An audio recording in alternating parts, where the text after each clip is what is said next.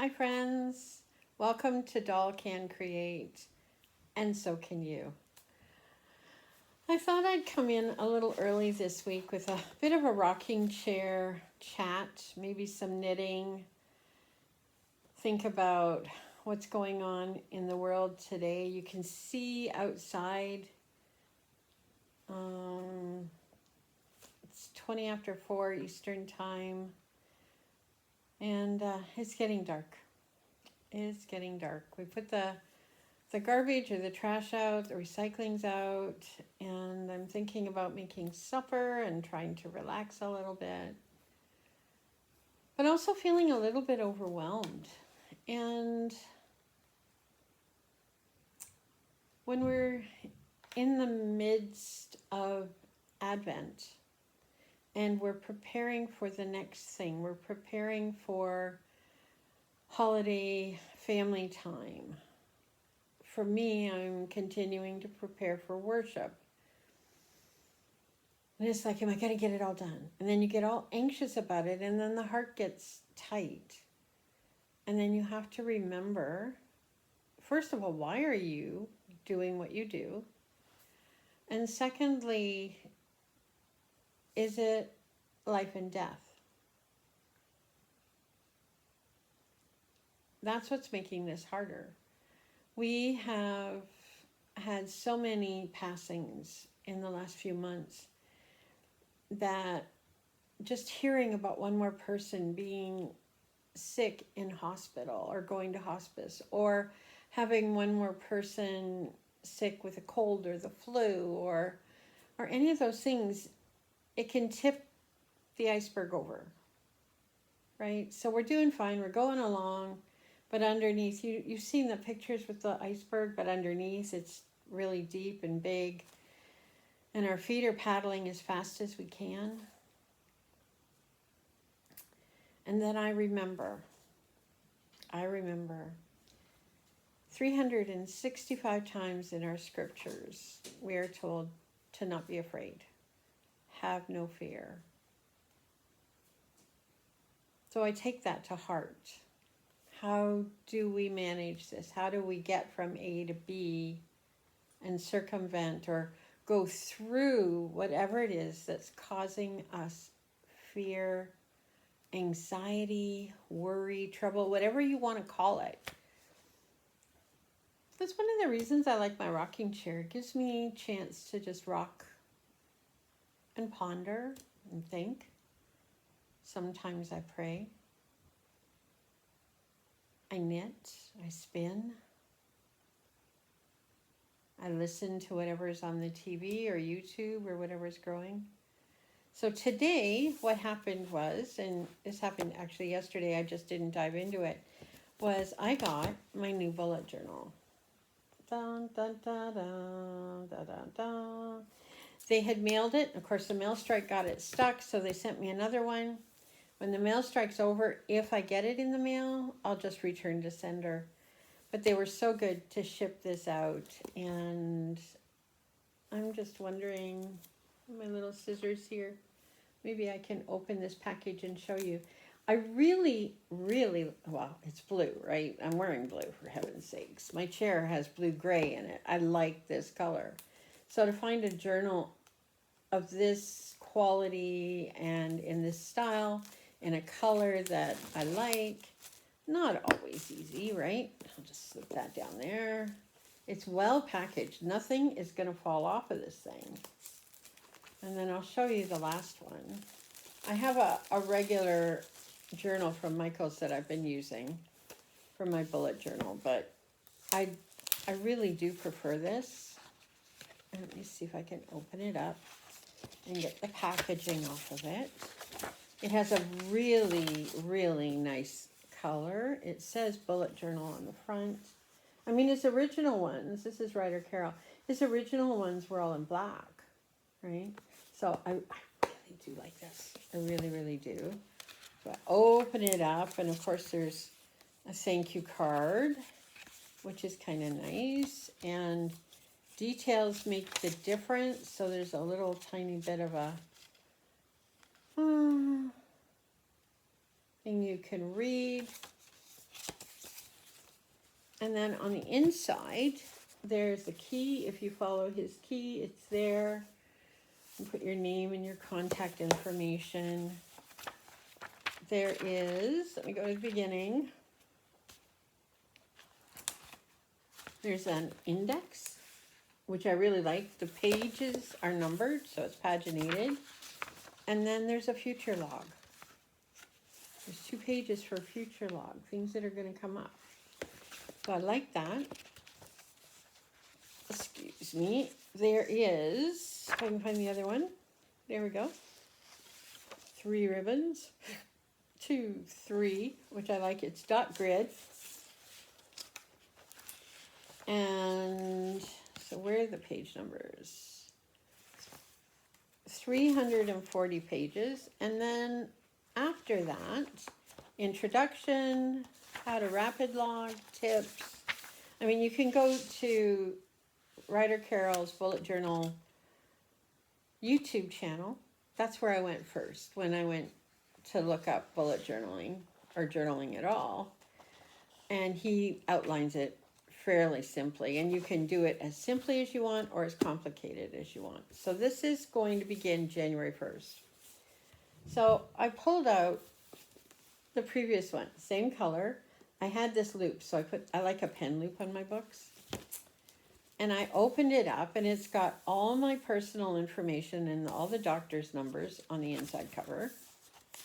And the indexes started to be filled in, a bit of a future log, and then I go over, guess what? Guess what? December. I started this last December. I thought, wow.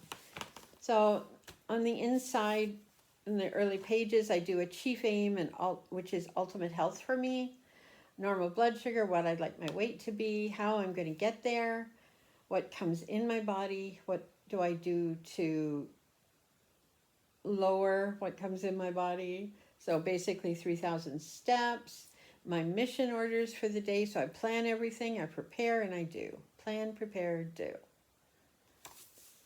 I'm derailed by fatigue and stress is what I write in this every single time. And how do I respond to that? By rest, prayer, fiber work, fresh air, laughter, scripture, walking. That's how I do it. So I have my baking list for last December, my gift list, and it began, my first brain dump was November 30th. Monthly reset page, I can just kind of go like, there's some Christmas doodles, which I'm doing now as well. So I go over and over and over, and there's a little bit of washi tape here and there, and charts, but a packing list for when we went to the campground. And then the last day in here was July 31st. So I don't do a page a day because there's sometimes I have extra things, but I'll get this one set up, and I'm really excited. And I'm so thankful for the people at Bullet Journal who said, yes, we'll send you another one out right now. And they sent it by courier of some sort. I can't remember. If I could remember, I'd tell you. That's customer service. And it's the kind of customer service that will have me ordering again and again and again. This postal strike in Canada, I'm not going to get into it right now, but it has me flummoxed. It just... I have a package I need to mail to the States. So maybe if I can find out when my neighbor's going to the States again, I can give him another package and get him to mail it for me. The couriers around here are holding packages back because they're getting a backlog. There's so many people that need to ship things. It's overwhelming. And none of us like that, right? We don't realize how important something is until it's gone. And I think, and this is just me talking out of the hat kind of thing, but I believe that our postal service is a necessary service in the country. Very necessary. In a country as vast as Canada, is a lot of people will say, yeah, we'll ship, we'll use a different courier, but we can't ship to postal boxes and we can't ship rural. Some of them won't go rural, and rural could be Renfrew for all I know. Denby would be considered rural. A lot of things wouldn't ship that far. And if you don't know, that's halfway between Renfrew and Bancroft. So people kind of north of the main line roads may not be getting their shipment. So, Christmas parcels.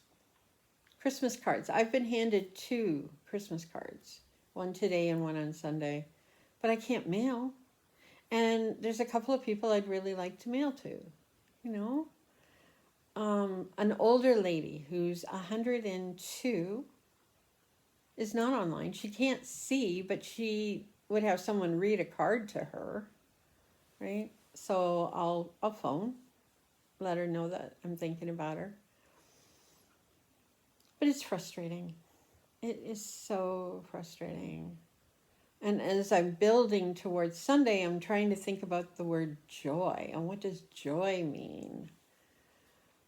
And it's like, how do you find joy when there's so much that's topsy-turvy? Everything's upside down right now for so many people in my life. Me, I'm fine. Right? I'm fine. I'm doing well. I'm doing everything that I'm supposed to do on a daily basis. I'm not sick, knock on wood.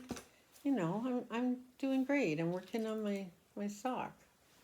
So maybe I'll just pick that up and knit a little bit. But how do you find joy in a crazy world like this? And so many people are without. So many people are lonely, feeling that they have no worth. Feeling like if they're not perfect, it doesn't matter. And we know that that's not true. That just because we can't do something perfectly, that doesn't invalidate who we are as people. And yet, you know, some of us were raised feeling like, well, if it's not an A+, then you might as well have failed. Well, I mean, that's an exaggeration, but it's still a strong statement, isn't it? I wonder. I just wonder. So I keep knitting, and I keep doing what I can, which is to pray, to give to the organizations those things that I know will be distributed appropriately.